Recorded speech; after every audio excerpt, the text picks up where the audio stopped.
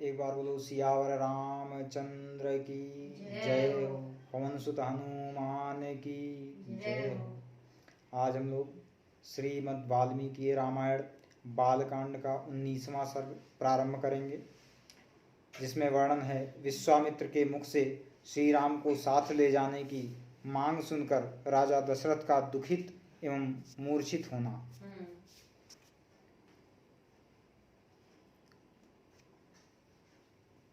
नृपश्रेष्ठ महाराज दशरथ का ये अद्भुत विस्तार से युक्त वचन सुनकर महातेजस्वी विश्वामित्र पुलकित हो उठे और इस प्रकार बोले, राजसिंह, ये बातें आपके ही योग्य हैं। इस पृथ्वी पर दूसरे के मुख से ऐसे उदार वचन निकलने की संभावना नहीं है।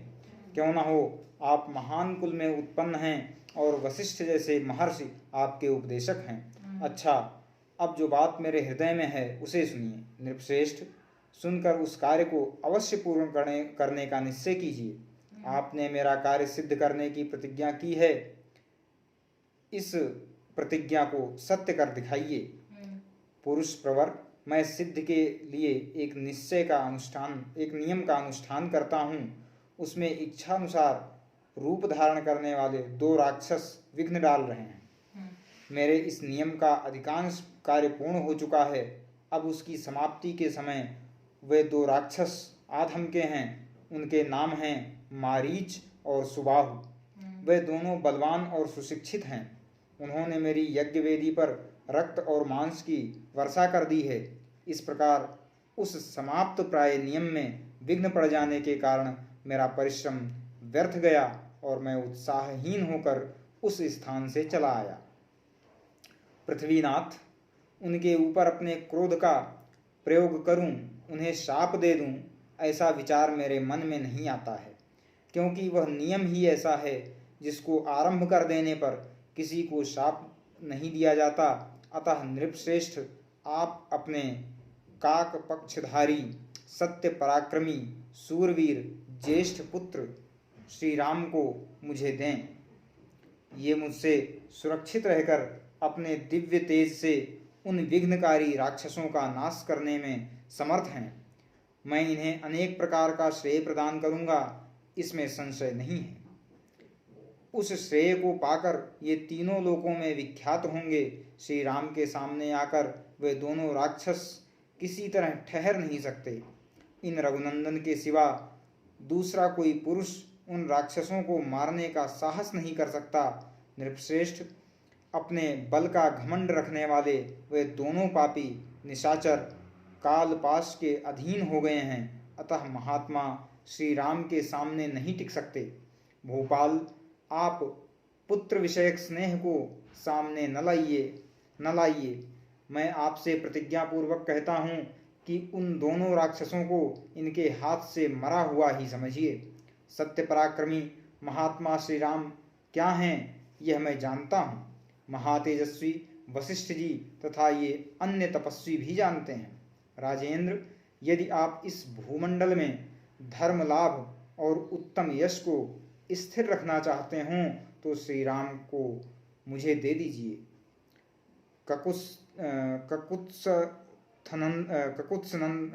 ककुत्स्थ नंदन, यदि वशिष्ठ आदि आपके सभी मंत्री आपको अनुमति दें तो आप श्री राम को मेरे साथ विदा कर दीजिए। मुझे राम को ले जाना अभीष्ट है। ये भी बड़े होने के कारण अब आसक्ति रहित हो गए हैं। अतः आप यज्ञ के अवशिष्ट 10 दिनों के लिए अपने पुत्र कमलनयन श्री राम को मुझे दे दीजिए। रघुनंदन, आप ऐसा कीजिए जिससे मेरे यज्ञ का समय व्यतीत न हो जाए। आपका कल्याण हो। आप अपने मन को शोक और चिंता में न डालिए। यह धर्म और अर्थ से युक्त वचन कहकर धर्मात्मा महातेजस्वी परम बुद्धिमान विश्वामित्र जी चुप हो गए। विश्वामित्र का यह शुभ वचन सुनकर महाराज दशरथ को पुत्र वियोग की आशंका से महान दुख हुआ। वे उससे पीड़ित हो सहसा कांप उठे और बेहोश हो गए। थोड़ी देर बाद जब उन्हें होश हुआ तब वे भयभीत हो विषाद करने लगे। विश्वामित्र मुनि का वचन राजा के हृदय और मन को विदीर्ण करने वाला था। उसे सुनकर उनके मन में बड़ी व्यथा हुई। वे महामनस्वी महाराज अपने आसन से विचलित हो मूर्छित हो गए। इस प्रकार श्री वाल्मीकि निर्मित आर्ष रामायण आदि काव्य के बालकांड में 19वां सर्ग पूरा हुआ। बोलो सियावर रामचंद्र की जय हो।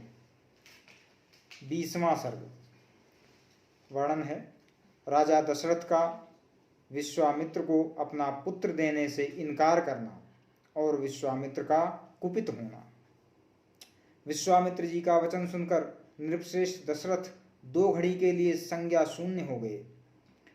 फिर सचेत होकर इस प्रकार बोले, महर्षि, मेरा कमल नयन राम अभी पूरे 16 वर्ष का भी नहीं हुआ है। मैं इसमें राक्षसों के साथ युद्ध करने की योग्यता नहीं देखता। यह मेरी अक्षौहिणी सेना है जिसका मैं पालक और स्वामी भी हूँ। इस सेना के साथ मैं स्वयं ही चलकर उन निशाचरों के साथ युद्ध करूँगा। ये मेरे शूरवीर सैनिक जो अस्त्र विद्या में कुशल और पराक्रमी हैं, राक्षसों के साथ जूझने की योग्यता रखते हैं, अतः इन्हें ही ले जाइए। राम को ले जाना उचित नहीं होगा। मैं स्वयं ही हाथ में धनुष ले युद्ध के मुहाने पर रहकर आपके यज्ञ की रक्षा करूंगा और जब तक इस शरीर में प्राण रहेंगे तब तक निशाचरों के साथ लड़ता रहूंगा। मेरे द्वारा सुरक्षित होकर आपका नियमानुष्ठान बिना किसी विघ्न बाधा के पूर्ण होगा, अतः मैं ही वहां आपके साथ चलूंगा। आप राम को न ले जाइए। मेरा राम अभी बालक है, इसने अभी तक युद्ध की विद्या ही नहीं सीखी है। यह दूसरों के बलाबल को नहीं जानता है, न तो यह अस्त्र बल से संपन्न है, न ही युद्ध की कला में निपुण ही। अतः यह राक्षसों से युद्ध करने योग्य नहीं है, क्योंकि राक्षस माया से छल कपट से युद्ध करते हैं। इसके सिवा राम से वियोग हो जाने पर मैं 2 घड़ी भी जीवित नहीं रह सकता।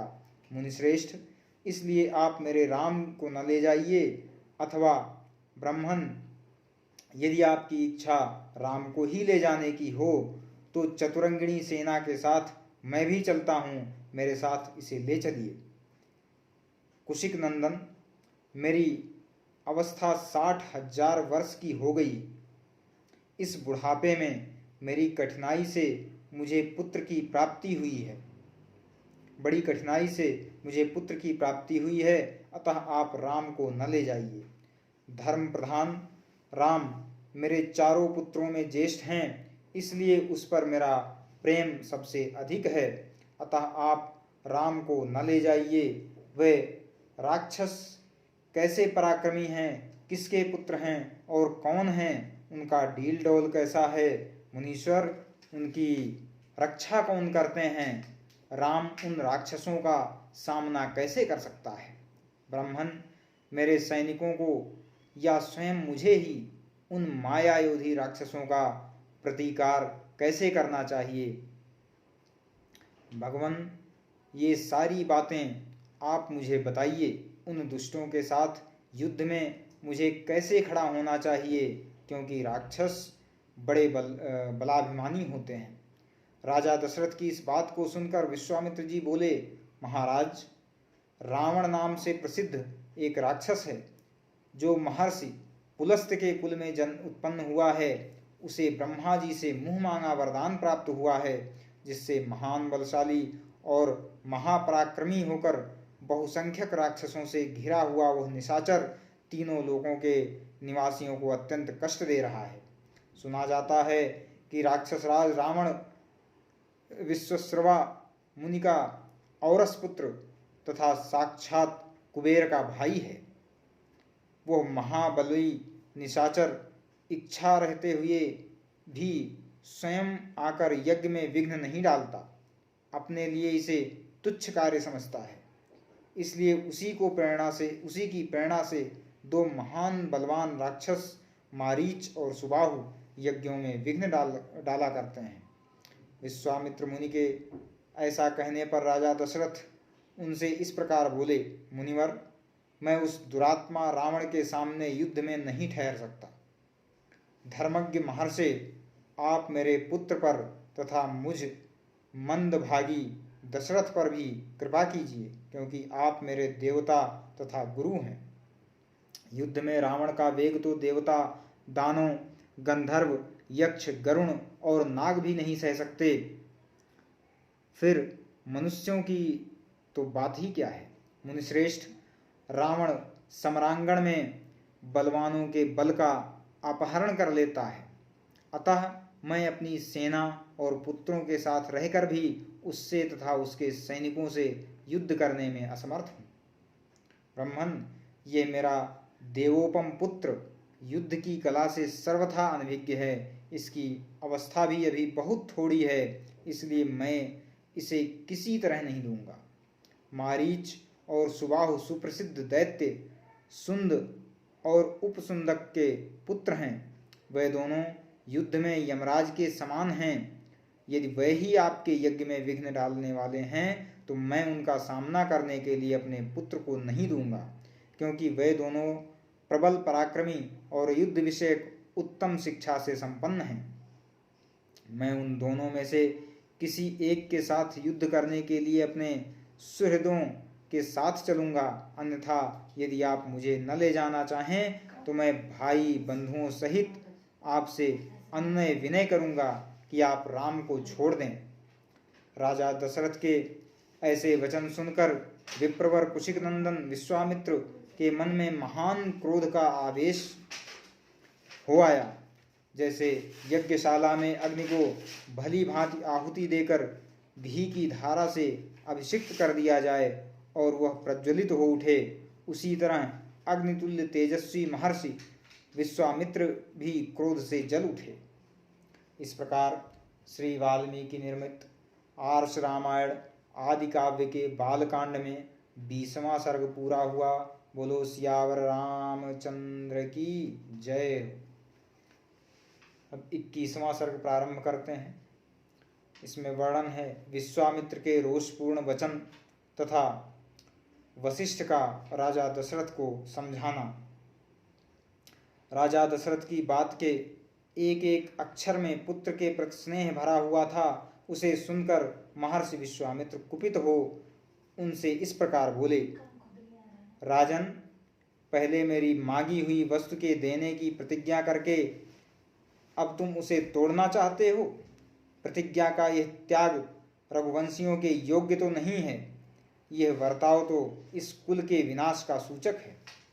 नरेश्वर, यदि तुम्हें ऐसा ही उचित प्रतीत होता है तो मैं जैसे आया था वैसे ही लौट जाऊंगा।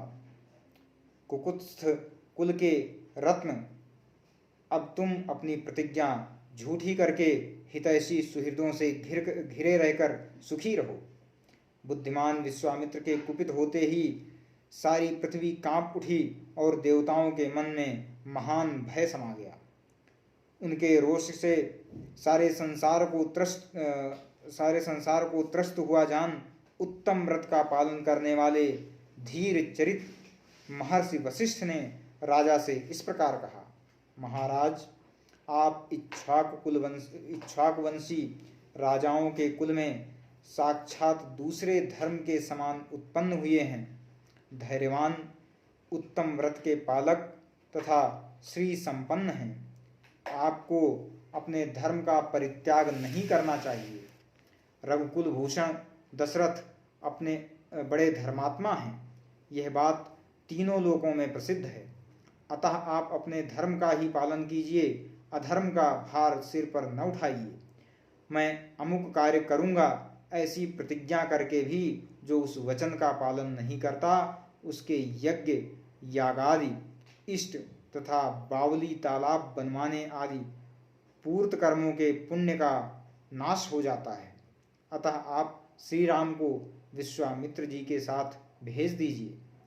ये अस्त्र विद्या जानते हों या न जानते हों, राक्षस इनका सामना नहीं कर सकते।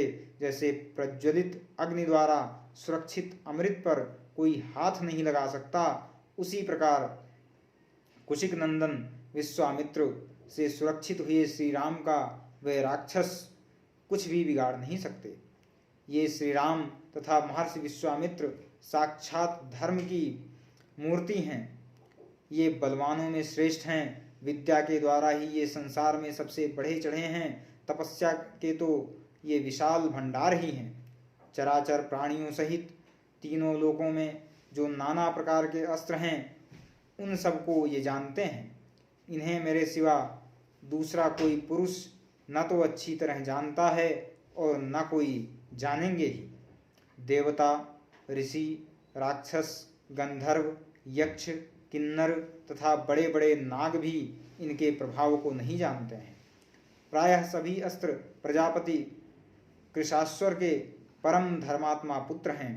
उन्हें प्रजापति ने पूर्व काल में कुशिक नंदन विश्वामित्र को, जबकि वह राज्य शासन करते थे, समर्पित कर दिया था।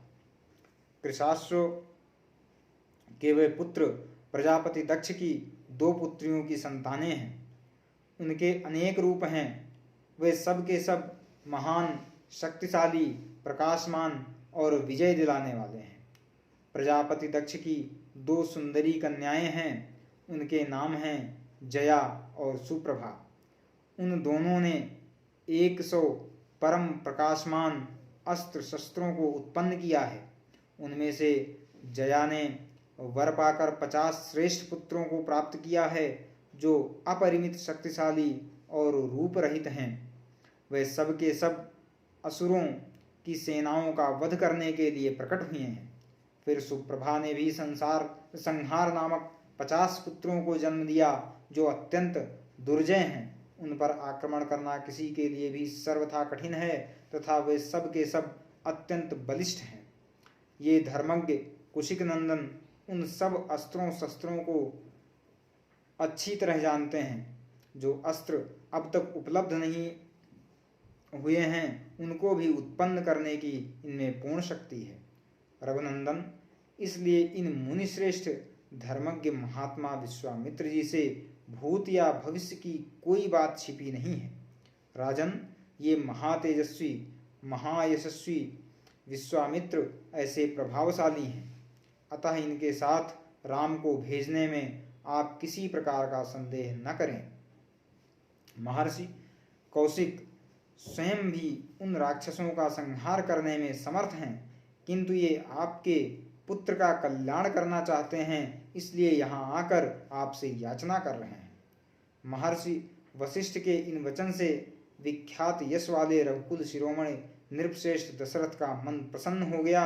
वे आनंद मग्न हो गए और बुद्धि से विचार करने पर विश्वामित्र जी की प्रसन्नता के लिए उनके साथ श्री राम का जाना उन्हें रुचि के अनुकूल प्रतीत होने लगा। इस प्रकार श्री वाल्मीकि निर्मित आर्ष रामायण आदि काव्य के बालकांड में 21वां सर्ग पूरा हुआ। बोलो सियावर रामचंद्र की जय हो। 22वां सर्ग। राजा दशरथ का स्वस्ति वाचन पूर्वक राम लक्ष्मण को मुनि के साथ भेजना, मार्ग में उन्हें विश्वामित्र से बला और अतिबला नामक विद्या की प्राप्ति। वशिष्ठ के ऐसा कहने पर राजा दशरथ का मुख प्रसन्नता से खिल उठा। उन्हें स्वयं ही लक्ष्मण सहित श्री राम को अपने पास बुलाया। फिर माता कौशल्या, पिता दशरथ और पुरोहित वशिष्ठ ने स्वस्ति वाचन करने के पश्चात उनका यात्रा संबंधी मंगल कार्य संपन्न किया। श्री राम को मंगल सूचक मंत्रों से अभिमंत्रित किया गया। तदनंतर राजा दशरथ ने पुत्र का मस्तक सूंघकर अत्यंत प्रसन्नचित्त से उसको विश्वामित्र को सौंप दिया। उस समय धूल रहित सुखदायिनी वायु चलने लगी। कमल नयन श्री राम को विश्वामित्र जी के साथ जाते देख देवताओं ने आकाश से वहां फूलों की बड़ी भारी वर्षा की। देवदुंदुभियां बजने लगीं। महात्मा श्री राम की यात्रा के समय शंखों और नगाड़ों की ध्वनि होने लगी। आगे आगे विश्वामित्र, उनके पीछे काक पक्षधारी महायशस्वी श्री राम तथा उनके पीछे सुमित्रा कुमार लक्ष्मण जा रहे थे। उन दोनों भाइयों ने पीठ पर तरकस बांध रखे थे। उनके हाथों में धनुष शोभा पा रहे थे तथा वे दोनों 10 दिशाओं को सुशोभित करते हुए महात्मा विश्वामित्र के पीछे 3-3 फन वाले 2 सर्पों के समान चल रहे थे। एक ओर कंधे पर धनुष, दूसरी ओर पीठ पर तूणीर और बीच में मस्तक, इन्हीं तीनों की 3 फन से उपमा दी गई है। उनका स्वभाव उच्च एवं उदार था। अपनी अनुपम कांति से प्रकाशित होने वाले वे दोनों अनिंद्य सुंदर राजकुमार सब और शोभा का प्रसार करते हुए विश्वामित्र जी के पीछे उसी तरह जा रहे थे जैसे ब्रह्मा जी के पीछे दोनों अश्विनी कुमार चलते हैं। वे दोनों भाई कुमार श्री राम और लक्ष्मण वस्त्र और आभूषणों से अच्छी तरह अलंकृत थे। उनके हाथों में धनुष थे। उन्होंने अपने हाथों की अंगुलियों में गोहटी के चमड़े के बने हुए दस्ताने पहन रखे थे। उनके कटी प्रदेश में तलवारें लटक रही थीं। उनके श्री अंग बड़े मनोहर थे। वे महातेजस्वी श्रेष्ठ वीर अद्भुत कांति से उद्भासित हो सब ओर अपनी शोभा फैलाते हुए कुशिक पुत्र विश्वामित्र का अनुसरण कर रहे थे। उस समय वे दोनों वीर अचिंत्य शक्तिशाली स्थाणुदेव अर्थात महादेव के पीछे चलने वाले 2 अग्निकुमार स्कंद और विशाखा की भांति शोभा पाते थे। अयोध्या से 1.5 योजन दूर जाकर सरयू के दक्षिण तट पर विश्वामित्र ने मधुर वाणी में श्री राम को संबोधित किया और कहा, वत्स राम, अब सरयू के जल से आचमन करो। इस आवश्यक कार्य में विलंब न हो। बला और अतिबला नाम से प्रसिद्ध इस मंत्र समुदाय को ग्रहण करो। इसके प्रभाव से तुम्हें कभी श्रम अर्थात थकावट का अनुभव नहीं होगा। ज्वर अर्थात रोग या चिंता जनित कष्ट नहीं होगा। तुम्हारे रूप में किसी प्रकार का विकार या उलटफेर नहीं होने पाएगा। सोते समय अथवा असावधानी की अवस्था में भी राक्षस तुम्हारे ऊपर आक्रमण नहीं कर सकेंगे। इस भूतल पर बाहुबल में तुम्हारी समानता करने वाला कोई न होगा। तात रघुकुल नंदन राम, बला और अतिबला का अभ्यास करने से तीनों लोकों से में तुम्हारे समान कोई नहीं रह जाएगा। अनघ सौभाग्य, चातुर्य, ज्ञान और बुद्धि संबंधी निश्चय में तथा किसी के प्रश्न का उत्तर देने में भी कोई तुम्हारी तुलना नहीं कर सकेगा। इन दोनों विद्याओं के प्राप्त हो जाने पर कोई तुम्हारी समानता नहीं कर सकेगा, क्योंकि ये बला और अतिबला नामक विद्याएं सब प्रकार के ज्ञान की जननी है। नरश्रेष्ठ श्री राम, तात रघुनंदन, बला और अतिबला का अभ्यास कर लेने पर तुम्हें भूख प्यास का भी कष्ट नहीं होगा। अतः रघुकुल को आनंदित करने वाले राम, तुम संपूर्ण जगत की रक्षा के लिए इन दोनों विद्याओं को ग्रहण करो। इन दोनों विद्याओं का अध्ययन कर लेने पर इस भूतल पर तुम्हारे यश का विस्तार होगा। ये दोनों विद्याएं ब्रह्मा जी की तेजस्विनी पुत्रियां हैं। कुकुत्थ नंदन, मैंने इन दोनों को तुम्हें देने का विचार किया है। राजकुमार, तुम ही इनके योग्य पात्र हो। यद्यपि तुम में इस विद्या को प्राप्त करने योग्य बहुत से गुण हैं अथवा सभी उत्तम गुण विद्यमान हैं, इसमें संशय नहीं है। तथापि मैंने तपोबल से इनका अर्जन किया है। अतः मेरी तपस्या से परिपूर्ण होकर ये तुम्हारे लिए बहुरूपिणी होंगे, अनेक प्रकार के फल प्रदान करेंगी। तब श्री राम आचमन करके पवित्र हो गए। उनका मुख प्रसन्नता से खिल उठा। उन्होंने उन शुद्ध अंतःकरण वाले महर्षि से वे दोनों विद्याएं ग्रहण की। विद्या से संपन्न होकर भयंकर पराक्रमी श्री राम सहस्रों किरणों से युक्त शरतकालीन भगवान सूर्य के समान शोभा पाने लगे। तत्पश्चात श्री राम ने विश्वामित्र जी की सारी गुरजनोचित सेवाएं करके हर्ष का अनुभव किया। फिर वे तीनों वहां सरयू के तट पर रात में सुखपूर्वक रहे। राजा दशरथ के वे दोनों श्रेष्ठ राजकुमार उस समय वहां तृण की सैया पर, जो उनके योग्य नहीं थी, सोए थे। महर्षि विश्वामित्र अपनी वाणी द्वारा उन दोनों के प्रति लाड़ प्यार प्रकट कर रहे थे। इससे उन्हें वह रात बड़ी सुखमयी सी प्रतीत हुई। इस प्रकार श्री वाल्मीकि निर्मित आर्ष रामायण आदि काव्य के बालकांड में 22वां सर्ग पूरा हुआ। बोलो सियावर रामचंद्र की जय हो। अब 23वां सर्ग हम लोग कल श्रवण करेंगे।